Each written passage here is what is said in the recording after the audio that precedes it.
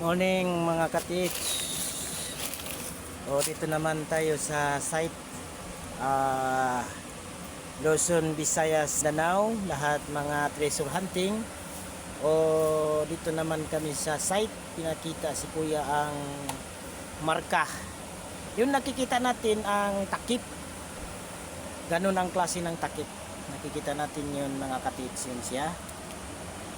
Yun. Tapos dito ang mga dot, nakikita natin ng sa gilid yun. Yun siya. Hanggang dyan. Yun siya yung mga bato. Tapos dyan ilog yun. Pagliliguan ng mga Japanese Imperial Army una ng panahon. Tapos dito ang may number dito, nakuha si Kuya.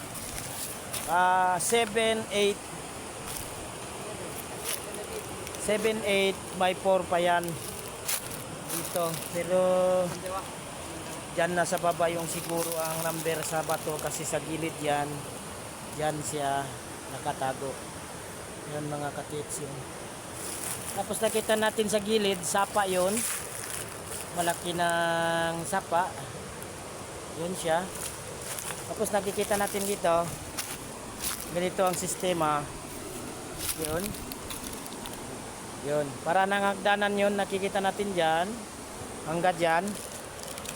Yun dyan mismo, nakita natin hagdanan, may tao dyan.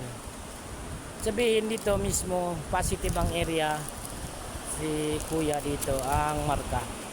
Nakikita natin ang layo-layo ng marka dyan, sa, nakikita natin sa unahan, naka letter Y, yun. Yan.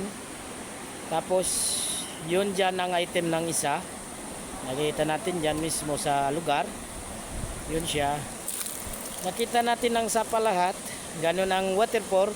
Tapos naka letter Y yan, dalawang sapa, dito ng isa, tapos dito ang isa. Mga katits, yun nakikita natin.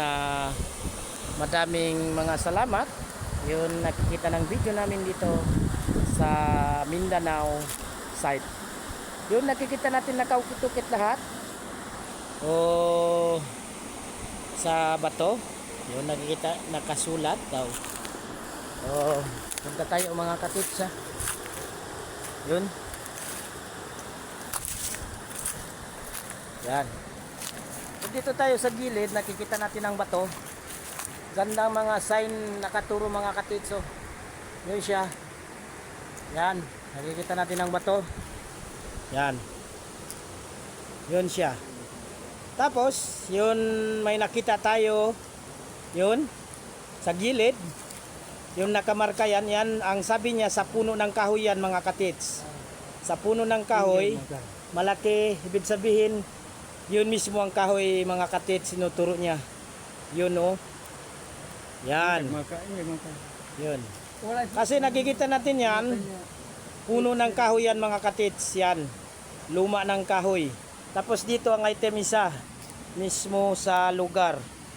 Ito mga katits, kasi dito ang waterfall ng mga Japanese Imperial Army. Yun mga katits dito. Yun, nakikita natin dyan, mismo sa gilid. Yun. Yan. May laman yan.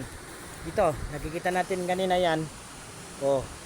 Yun ang sapa ng sasabi niya, naka letter Y. Yun. Natin ang area. Meron dyan ang nakatambak item dito mismo sa loob ng bato. Maraming salamat mga katits, Bansay.